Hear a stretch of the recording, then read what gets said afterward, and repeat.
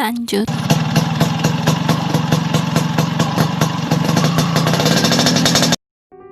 Assalamualaikum warahmatullahi wabarakatuh. Hai sobat, terima kasih telah mengklik video ini.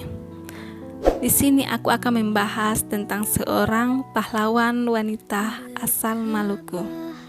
Seorang remaja pejuang kemerdekaan yang unik, yaitu seorang putri remaja yang langsung terjun dalam medan pertempuran melawan tentara kolonial Belanda dan Perang Pattimura tahun 1817. Di kalangan para pejuang dan masyarakat sampai di kalangan musuh, ia dikenal sebagai gadis pemberani. Siapa dia?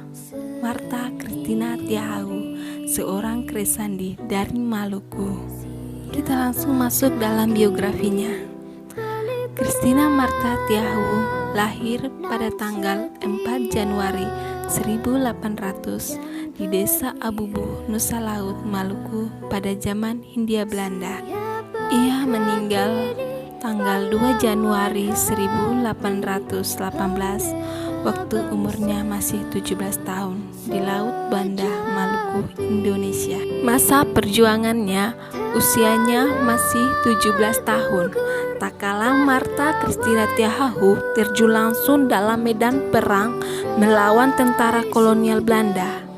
Gadis yang lahir pada tanggal 4 Januari 1800 ini adalah merupakan putri sulung dari Kapitan Paulus Tiahahu, salah satu pemimpin tentara rakyat Maluku dan juga sahabat dari Kapitan Pattimura.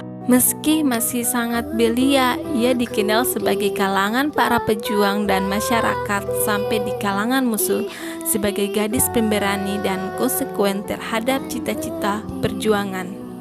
Martha pun kerap disebut sebagai Sirkandi dari tanah Maluku. Dengan rambut panjangnya yang terurai ke belakang serta berikat kepala sehelai kain merah, ia mendampingi ayahnya angkat senjata untuk mengusir penjajahan di Pulau Nusa Laut maupun di Pulau Saparua. Pada waktu yang sama, Kapitan Pattimura sedang mengangkat senjata melawan kekuasaan Belanda di Saparua. Perlawanan di Saparua menjalar ke Nusa Laut dan daerah sekitarnya. Dalam perjuangannya, Martha Christina Tiahahu juga turut berperan dalam pertempuran melawan Belanda di Pulau Saparua, tepatnya di Desa Ulat. Di tengah keganasan pertempuran ini, Martha memberikan kobaran semangat kepada pasukan Nusa Laut untuk menghancurkan musuh. Pemikiran semangat Martha telah membakar semangat kaum perempuan untuk turut mendampingi kaum laki-laki di medan pertempuran. Baru di medan inilah Belanda berhadapan dengan kaum perempuan fanatik yang turut bertempur.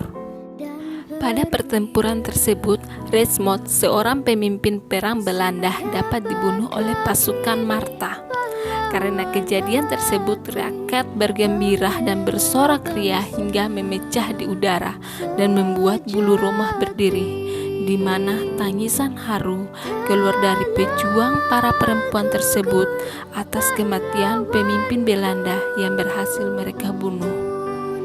Akan tetapi, dengan kematian pemimpin Belanda, penjajah semakin brutal dalam menekan dan menyerang rakyat Maluku. Pada tanggal 12 Oktober 1817, Parlemen Kiger memerintahkan serangan umum terhadap pasukan rakyat. Pertempuran sengit pun tak dapat dihindarkan. Korban berjatuhan dari kedua belah pihak, hingga akhirnya pasukan rakyat membalas serangan yang begitu hebat ini dengan hanya melemparkan batu. Para opsi Belanda menyadari bahwa persediaan peluru pasukan rakyat telah habis. Melen Kiger memberikan komando untuk keluar dari kubu-kubu dan kembali melancarkan serangan dengan sengkur tehunus. Pasukan rakyat mundur dan bertahan di hutan. Seluruh negeri Ulat dan Oud diratakan dengan tanah. Semua yang ada dibakar dan dirampas habis-habisan. Martha dan sang ayah serta beberapa tokoh pejuang lainnya tertangkap dan dibawa ke dalam kapal Everton. Di dalam kapal ini para tawanan dari Jazirah Tenggara bertemu dengan Kapitan Patimura dan tawanan lainnya. Mereka diinterogasi dan dijatuhi hukuman. Karena masih sangat muda, Martha Christina Tiahahu dibebaskan, tetapi ayahnya, Kapitan Paulus Tiahahu, telah dijatuhi hukuman mati. Martha yang hidup di hutan bersama rakyat hanya termenung memikirkan sang ayah yang telah ditangkap oleh pasukan Belanda hingga membuat kondisi kesehatannya menurun.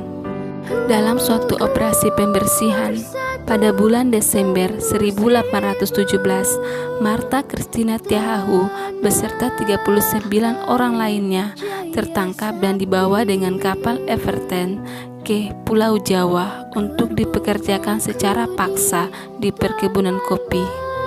Perjalanan Martha Christina Tiahahu ke Jawa yang menggunakan kapal Everton diwarnai pemberontakan melawan Belanda. Selama di atas kapal, kondisi kesehatan Martha Christina Tiahahu semakin memburuk. Ia menolak makan dan pengobatan. Akhirnya, pada tanggal 2 Januari 1818, selepas Tanjung Alang, Martha Christina Tiahahu menghembuskan nafasnya yang terakhir. Jenazah Martha Christina Tiahahu disemayamkan dengan penghormatan militer di Laut Banda. Martha Christina Tiahahu secara resmi diakui sebagai pahlawan nasional tanggal 20 Mei 1969 berdasarkan Surat Keputusan Presiden Republik Indonesia nomor 12 tahun 1969. Berkat pengorbanannya tersebut, pemerintah Maluku membuat monumen untuk mengenang jasa Martha Christina.